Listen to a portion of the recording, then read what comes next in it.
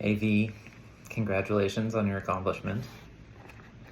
You've unlocked a short story written and read to you by yours truly. But first, some facts to make you feel good. The majority of female-owned firms generate less than $50,000 annually. 88% generate less than $100,000 a year. The average age of the business owner generating over $100,000 annually is 45 years old. On average, it takes 2 to 3 years for a business to turn a profit and several more years to generate a net revenue of over $100,000.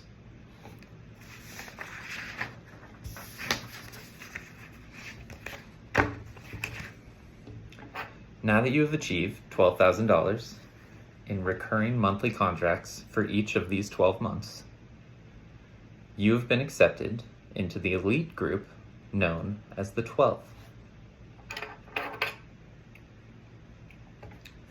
This is 12 Squared, written by Joshua Tomato Bryant. To my wife, who inspires and impresses me daily, you often ask to hear a story. I often come up with nothing. I hope this one makes you smile. Preface. What does it take to achieve 12 squared, you might ask? Some say it's not possible, not for a woman, and especially not one as young as yourself. To achieve the dozens, most believe you must be born into it. One does not simply create such a thing for themselves. A group of men sit around a table in their high thrones, aged and plump. I have gathered you here today as one of our number has moved to join the 13, the leader of the 12 began. While we congratulate him on his accomplishment, we must now welcome a new member to our group. The longest standing member of the group, a stout, pale man, stood and said coldly, Good riddance to him. We all know he cheated his way to the 13. I have only been here as long as I have because I come by my accomplishments honestly. I have no advantage other than my will to succeed. Buying a franchise business in a box doesn't hurt either, came a whisper from the side of the room, accompanied by laughter. Who said that? Demanded the stout man. You wait, I'll be in the 13 soon enough. Order, the leader shouted. We did not gather today to boast and taunt. We are here to welcome our new member, someone who was a part of the 11 for only 2 months before advancing to our group. One of the shortest stints ever recorded. You all might learn something from his tenacity. With that, the leader gestured over to the large double doors that led into the extravagant meeting chamber and spoke. I am pleased to welcome. He paused, glancing at the slip of paper handed to him by his assistant, who he still refers to as his secretary. He glared at her as if to ask, Is this a joke? The assistant just gave a knowing smile and shook her head. He continued.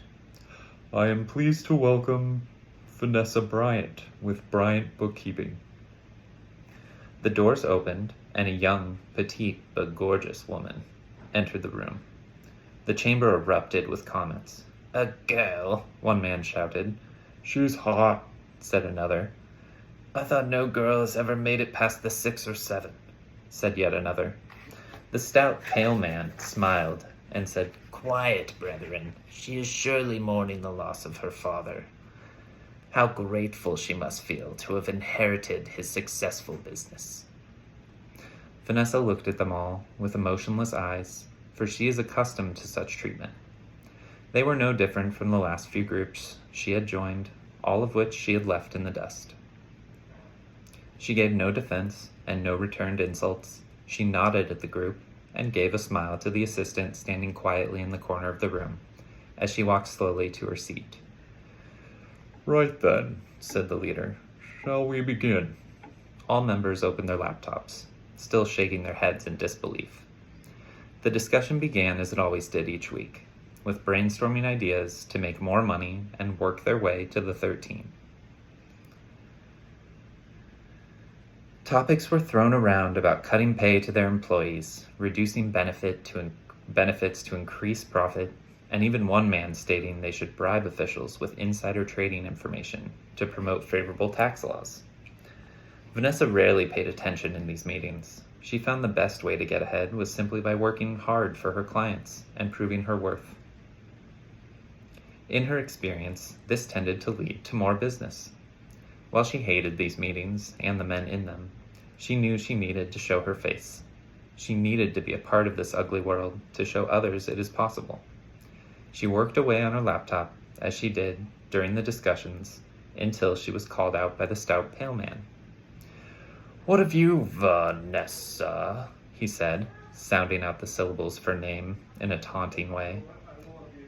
"How do you suppose we could further profit from our entrepreneurial mastery?" You could start by using the term mastery a little more sparingly.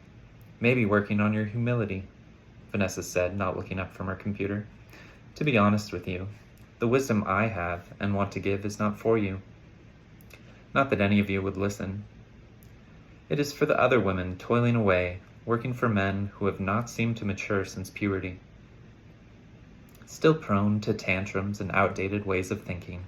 In fact, I see much of that immaturity in this room. Looking around, this is one of the most pathetic groups I have yet to come across. "Listen here, you bit," the stout man began. "Now that is quite enough," The leader spat, slamming his hand on the table. "Miss Bryant, I am appalled at your behavior today, and while you are a part of my group, you will conduct yourself with dignity and respect your fellow 12. I have half the mind to—" He was cut off by a playful "doot-doo-doo-doo" chime that rang out from Vanessa's computer. "Now what the hell—" "Doot-doo-doo-doo" came the chime again. Vanessa smiled and stood up from her seat and began packing her things.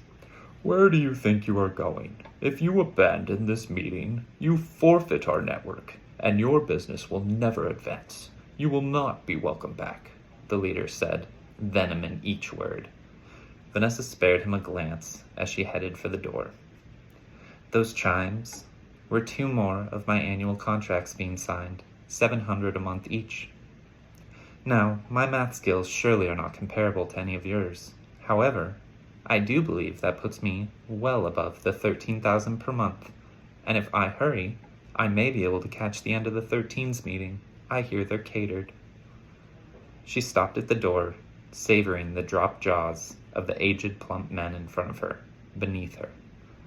Before exiting, she walked over to the leader's assistant, whispered something in her ear, and turned to leave. The assistant hesitated, and then hurried behind her. They left the room stunned, in silence. The end.